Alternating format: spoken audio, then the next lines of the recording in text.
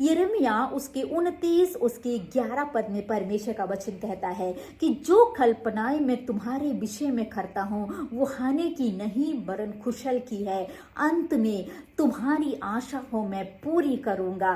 कई बार हम अपने जीवनों में यह सोचते हैं कि मेरा जीवन उस जेल की अवस्थाओं के समान है जो 4 दीवारों से बंधा हुआ है, जहां पर मैं आगे देख नहीं सकता। सिर्फ मेरे सामने सिर्फ चारों तरफ मेरे दीवार दिख रही है, आगे रास्ता नहीं है। जीवन में चिंता, जीवन में परेशानी, जीवन में ढेरों बातें उस हालातों के बीच में होकर जब गुजरती है, हमें लगता है सब कुछ नुकसान हो रहा है। मेरे जीवन का, मेरा करियर, मेरा पारिवारिक जीवन, मेरे बच्चों के जीवन, मेरे हर एक चीज में जहां मैं कदम रख रहा हूं सभी चीज नुकसान की हालातों में होकर जा रहा है। अपने आप को कई बार हम घोर अंधकार की तराइयों में होकर हम महसूस करते हैं। उस तराइयों में, उस जगह में जहां पर कोई भी उजाला नहीं, अकेलापन की अवस्थाएं, अपने आप को उस अकेलेपन की अवस्थाओं से होकर हमें चलने की उस समय ऐसा लगता है मेरे सामने कोई भी नहीं है।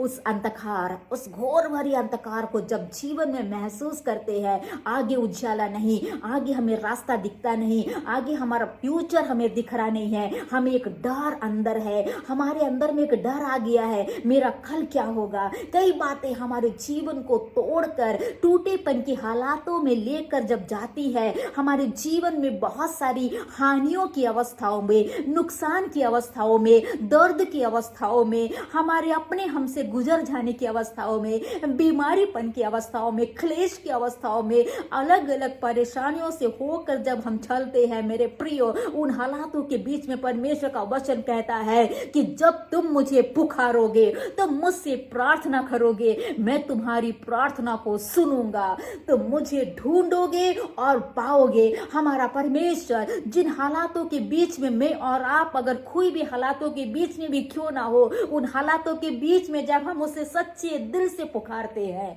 परमेश्वर हमारी प्रार्थना को सुनता है, उस निराश भरी अवस्थाओं को खुशी में बदलता है। आज रोने की अवस्था होगी, लेकिन कल का जो नया दिन हमारे लिए एक खुशियों का दिन में परमेश्वर परिवर्तन करता है, वो हमें कभी छोड़ने वाला परमेश्वर नहीं है।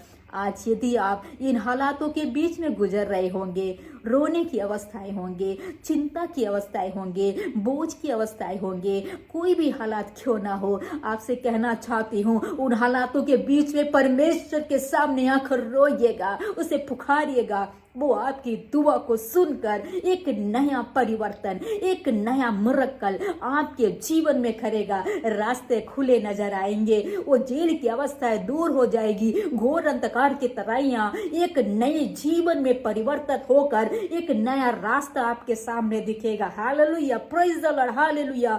हमारे संग में हमेशा एक अच्छा चरवाहा बनकर परमेश्वर प्रभु यीशु हमारे साथ में रहता है। Praise the Lord.